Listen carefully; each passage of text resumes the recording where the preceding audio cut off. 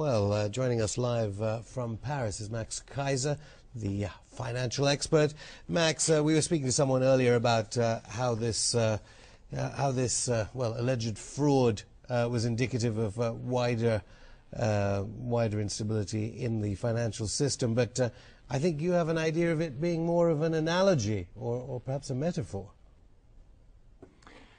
Well, Ashton, the alleged Ponzi scheme that has blown up at the Madoff investment empire is really has to be viewed in the context of the broader U.S. economy and the broader world economy. And what I mean by this, for example, is that if you look at America's Social Security system, using the Madoff example, you could say that America's Social Security system is a Ponzi scheme, which in fact it is.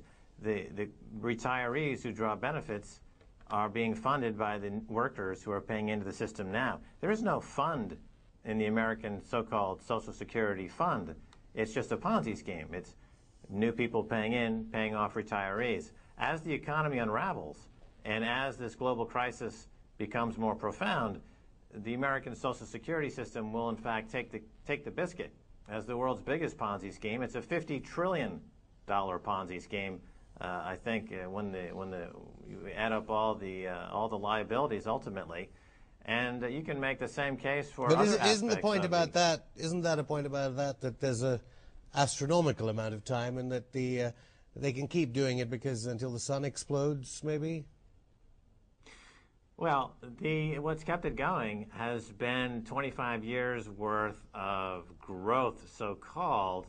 But what we're finding is that as the economy contracts and as jobs are lost and companies are unable to pay into these schemes anymore, the new money that it takes to sustain a Ponzi scheme or a pyramid scheme disappears. This is why the Bernie Madoff Ponzi scheme collapses, because the global credit crunch that started 18 months ago started to affect the client's ability to keep adding more funds, which is at the base of the pyramid. So similarly, in the Social Security case, as more and more people are unable to pay into the front door of the scam, the back door therefore can't pay off the retirees. So this is going to go the way of I think anyway, the Bernie Madoff empire of scam as well. And presumably, when it comes to due diligence, this is a heavy indictment of all those due diligence lawyers, those brokers, those all those other financial services involved in deals such as the ones made with this fund. What about the estimates these banks, Santander, BNP Paribas, Nomura, HSBC, RBS, are making of their losses, and how automatically those losses are being reported as if they've quantified the risk, that's it, all's okay? Well, that's the same game we've been hearing for 2 years, that there's been a line drawn in the sand, they've quantified the risk, and now we can get on with our lives. But every single month they've had to revise those numbers. So I don't think these numbers are any different. They're going to revise those numbers again. And the total sum of this catastrophe is going to continue to increase. And you pointed out the role of the advisory business. But in particular, we have to look at the SEC, the Securities and Exchange Commission in the U.S., they were alerted on several occasions by people who were pointing the finger at the Bernie Madoff case and suggesting that there was, in fact, fraud going on, alleged fraud going on. But they refused to act.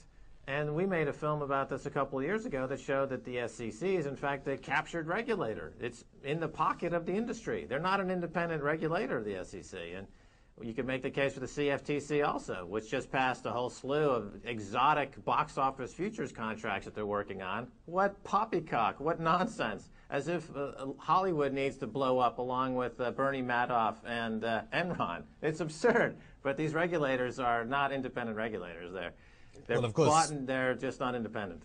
Spielberg was indeed an investor in the Madoff situation, and so perhaps they were friends in high places. Max Keiser, alas, that's all the time we have for now, but I'm sure we'll be coming back to this case. Bye for now.